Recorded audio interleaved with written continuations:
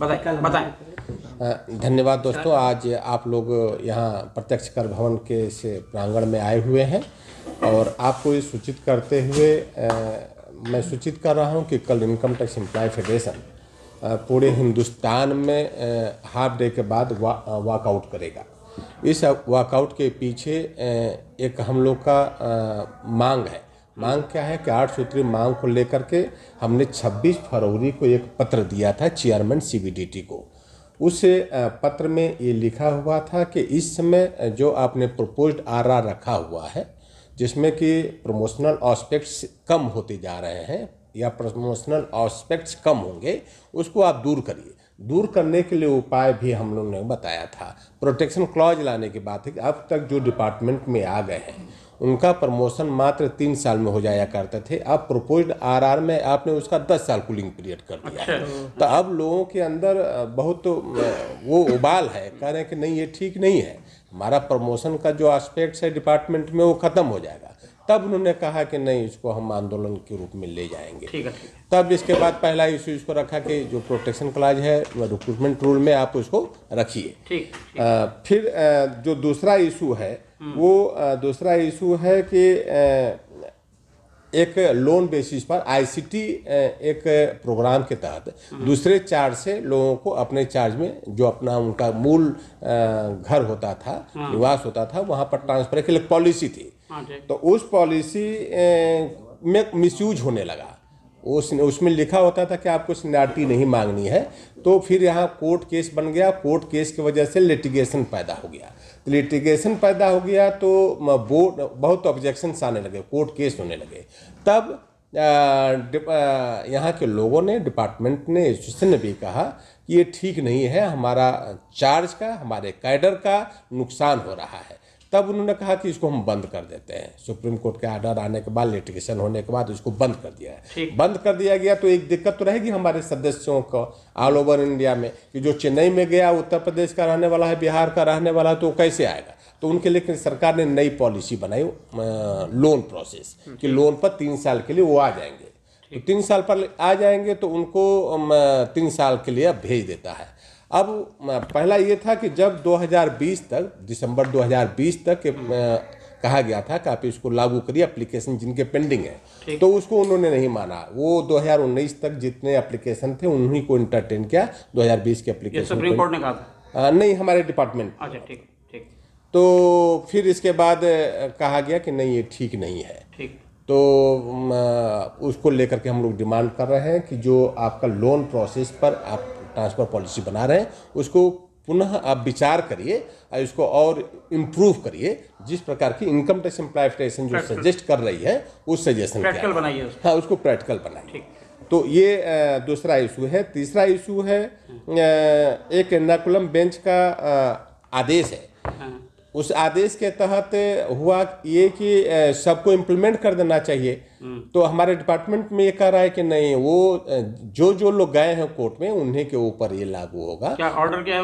वो ऑर्डर ये है कि 2001 में डिपार्टमेंट का रिस्ट्रक्चरिंग हुआ था। ठीक। तो एक पोस्ट था लोअर डिवीजन क्लर्क का, ठीक, उसको मर्ज करके टैक्स असिस्टेंट बना दिया गया। अच्छा, ठीक तो है। डिपार्टमेंट का कहना है कि ये प्रमोशन है। कोर्ट ने कहा कि नहीं, ये प्रमोशन नहीं, ये मर्जर प्रमोशन नहीं हो सकता है। अच्छा, सही है। तब इसके आधार पर क्या हुआ कि लोग कोर्ट गया, कोर्ट ने कह दिया कि आपको एमएसपी मिलेगी, ये मर्जर है। अच्छा। लेकिन अभी बोर्ड नहीं मान रहा है तो उसको भी डिमांड के रूप में रखा गया है। ठीक है। एक डिमांड और है जो बहुत महत्वपूर्ण है। हमारे यहाँ नए बहुत आ गए हैं एमटीएस और टीए के रूप में।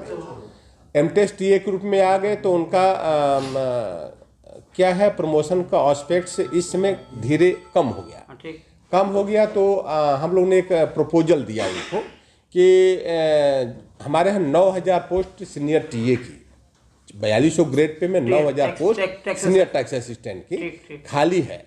तो वो 2010 साल से खाली है। 10 साल से और गवर्नमेंट इसको भर नहीं पा रही। 2014 से हाँ, और लेकर के अब तक खाली है। तो हम लोगों ने सजेस्ट किया कि उसका 30% आप डाउनग्रेड कर दीजिए, टैक्स असिस्टेंट बना दीजिए। उससे क्या होगा कि हमारे लोगों का जो एमटीएस है उनका प्रमोशन टीए में हो जाएगा, जिससे कि क्या नाम है कि वो पोस्ट बढ़ जाने की वजह से उनका प्रमोशन हो जाएगा। तो सरकार इस पर भी अभी विचार नहीं कर रही है। और दूसरी बात यही नहीं, नया रिक्रूटमेंट रूल में 4200 के ग्रेड पे को अभी डायरेक्ट प्रमोशन 100% प्रमोशन हुआ करता था। अब इसमें गवर्नमेंट ने कर दिया है कि नहीं, इसका 70% डायरेक्ट आएंगे और 30% प्रमोशन से होगा।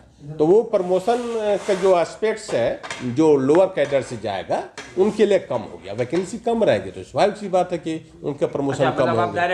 डायरेक्ट 70% डायरेक्ट आएंगे, जितनी वैकेंसी होगी 4200 grade pay senior tax assistant पे, उसका 70% डायरेक्ट आएंगे, केवल 30% जो वैकेंसी होगी उसको हम प्रमोशन से सीनियर टैक्स असिस्टेंट, हाँ STA की।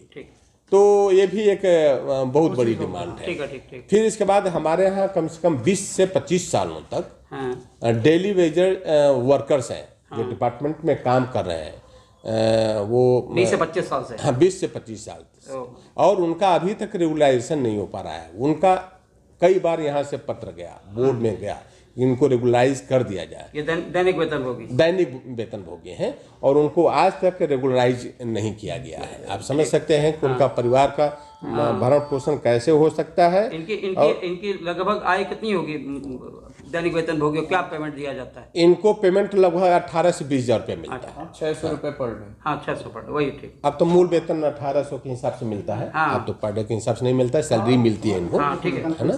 तो वो अब इनको भी हम लोगों ने डिमांड रखा है। वो हमारे मेंबर नहीं है लेकिन हमारे साथ में रहते हैं, काम करते हैं, तो इसलिए मतलब वो संवेदनशीलता दिखाते हुए इनको भी हम लोगों ने अपनी डिमांड बनाया हो तो, हाँ वो बनाया, मैं अभी आपको दे दूँ।